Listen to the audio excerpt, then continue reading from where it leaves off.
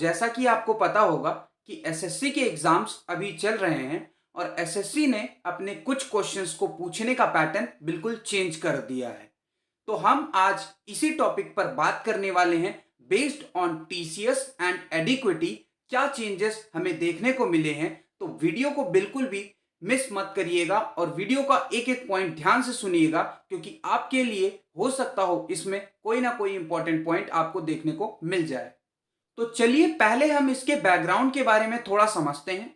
तो जैसा कि आपको पता होगा कि 2023 तक टीसीएस ने एग्जाम कंडक्ट करवाया था। उसके बाद के 2024 में भी टीसीएस ने कुछ एग्जाम कंडक्ट करवाए थे, लेकिन जैसे ईयर आया 2025 एक नया वेंडर आया एडिक्विटी और उसने एग्जाम कंडक्ट करवाने चालू किए। जब एडिक्विटी ने एग्जाम कंडक्ट करवाया तो स्टूडेंट्स के द्वारा कुछ मेजर चेंजेस सुनने को मिले। चलिए हम टीसीएस और एडिक्विटी इन दोनों को कंपेयर करते हैं और देखते हैं क्या चेंजेस हैं। तो हम इसमें जो कंपेयर करने वाले हैं वो बात करने वाले हैं इंटरफेस, जीके, रीजनिंग और इंग्लिश सेक्शन के क्वेश्चंस में क्या चेंजेस हुए, क्या टाइम प्रेशर था, मॉक टेस्ट का मैच लेवल था क्या, और ऑप्शन फ्रेमिंग क्या था। तो इन सभी पॉइंट्स पर हम एक एक करके बात करने वाले हैं और हम दोनों को टीसीएस और एडिक्विटी दोनों को कंपेयर करने वाले हैं। तो वीडियो को स्किप मत करिएगा, क्योंकि अब यहां से मेन पॉइंट स्टार्ट होते हैं। तो देखिए टीसीएस क्या था। टीसीएस का जो इंटरफेस था वो काफी स्मूथ था, फास्ट था, लेकिन जो एडिक्विटी था उसमें क्या हुआ कि इसका जो इंटरफेस था उसमें स्लाइटली लैग देखने को मिला। ये ऐसा क्यों हुआ? क्योंकि हो सकता हो सर्वर का कुछ ना कुछ प्रॉब्लम हो, इस वजह से इसके इंटरफेस में कुछ ना कुछ लैग देखने को मिला। बात करें जीके की, तो जब टीसीएस एग्जाम कंडक्ट करवाता था तो मोस्टली लोगों को पता होता था कि इस तरह के क्वेश्चंस आ सकते हैं। जैसे कि स्टैटिक जीके पता होता था कि इन तरह के क्वेश्चंस बनेंगे, डांसेस, फेस्टिवल्स वगैरह वगैरह इस तरह के क्वेश्चंस बनेंगे। लेकिन एडिक्विटी ने क्या किया, जीके में स्टेटमेंट बेस्ड क्वेश्चन पूछने चालू किए, जिसकी वजह से क्वेश्चंस का लेवल टफ हो गया और टाइम का भी प्रेशर होने लगा। बात करें रीजनिंग की, तो रीजनिंग में जो टीसीएस था वो ऐसे लॉजिक पूछता था जिसको आप प्रेडिक्ट कर सकते हैं और वहां एग्जाम में इजी तरीके से सॉल्व कर सकते हैं। लेकिन बात करें एडुकेटिव पैटर्न की, तो रीजनिंग में क्या किया, उन्होंने पजल्स डालने चालू कर दिए, कुछ वेन डायग्राम के क्वेश्चंस भी उन्होंने ऐड कर दिए। क्वेश्चंस की जो लेंथ थी इंक्रीज करना शुरू कर दी, जिसकी वजह से टाइम प्रेशर हुआ। कुछ नए पैटर्न के क्वेश्चंस देखने को मिल रहे हैं। उसके बाद मैथ्स के भी क्वेश्चन रीजनिंग में इंक्लूड हो रहे हैं, जो कि टीसीएस नहीं करता था, अब एडिक्विटी करने लगा है। बात करें इंग्लिश की, तो इंग्लिश में क्या था, डायरेक्ट ग्रामर आती थी, रीडिंग कॉम्प्रिहेंशन, आप कॉम्प्रिहेंशन पढ़ते थे और आपको उसी में से क्वेश्चन का आंसर मिल जाता था। लेकिन यहां पर बात करें इंग्लिश सेक्शन में एडिक्विटी बेस्ड में, तो एडिक्विटी ने क्या किया है, जो रीडिंग कॉम्प्रिहेंशन पूछ रहा है, पहली बात तो वो लेंदी पूछ रहा है, दूसरा जो उसके क्वेश्चंस के लेवल हैं वो थोड़े से हार्ड हैं, तो जो रीडिंग कॉम्प्रिहेंशन है उसको भी हार्ड कर दिया है।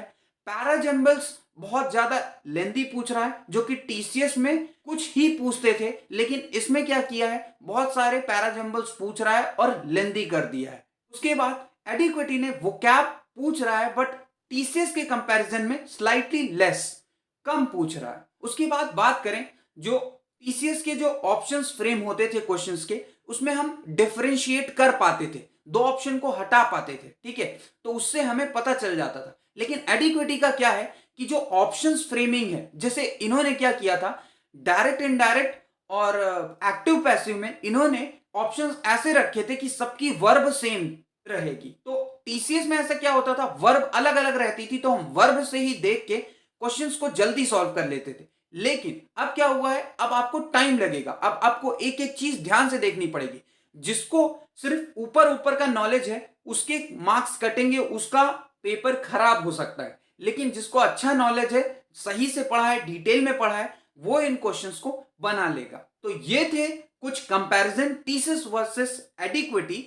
अब हम बात करेंगे कि इन चेंजेस की वजह से स्टूडेंट्स पर क्या इंपैक्ट हुआ है। तो 2025 में जब एग्जाम देना स्टार्ट किया स्टूडेंट्स ने, तो एग्जाम हॉल के बाहर जब आए तो बहुत सारे स्टूडेंट्स ने बताया कि ये पेपर काफी टफ जा रहा है, ठीक है, कुछ पेपर का लेवल बहुत ही इजी हो गया है और कुछ का काफी टफ हो गया है। पहले क्या था कि कुछ टॉपिक पहले से एक्सपेक्ट कर दिए जाते थे कि ये एक्सपेक्टेड क्वेश्चंस आ सकते हैं, लेकिन अब क्या चल रहा है, जो एक्सपेक्टेड किया जा रहा है उसके बिल्कुल बियॉन्ड लेवल क्वेश्चंस पूछ ले रहा है। ऑप्शंस में बहुत सारी कंफ्यूजन हो रही है, कभी कभी अनएक्सपेक्टेड क्वेश्चन टाइप्स आ रहे हैं, आप कुछ भी सोच के जाओगे उसके अलावा कुछ नए क्वेश्चंस आपको देखने को मिल जाएंगे।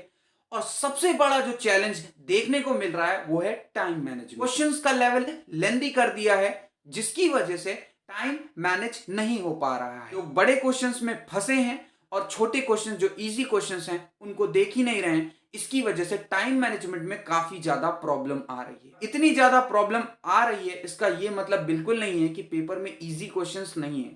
पेपर में इजी क्वेश्चंस, मॉडरेट क्वेश्चंस और डिफिकल्ट क्वेश्चन सभी हैं, बट आपको टाइम मैनेजमेंट करना आना चाहिए तो आपका पेपर अच्छा होगा। अब आपको इस समय क्या करना चाहिए, तो अब आपको जीके, जो आप सिर्फ वन लाइनर टाइप पढ़ते थे, अब आपको जीके को थोड़ा डिटेल में पढ़ना पड़ेगा, जीके के इन डेप्थ पढ़ना पड़ेगा। बिकॉज स्टेटमेंट बेस्ड क्वेश्चन अगर आप सिर्फ वन लाइनर पढ़े हैं तो आपको करने में मुश्किल आ सकती है। तो इसलिए जीके को थोड़ा सा डिटेल में पढ़ें, स्टेटमेंट वाइज क्वेश्चंस की प्रैक्टिस करें।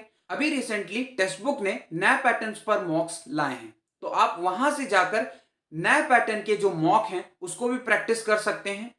अपना जो लॉजिक है उसको स्ट्रेंथन करिए, अपनी रीडिंग स्किल्स को इंप्रूव करिए, ठीक है।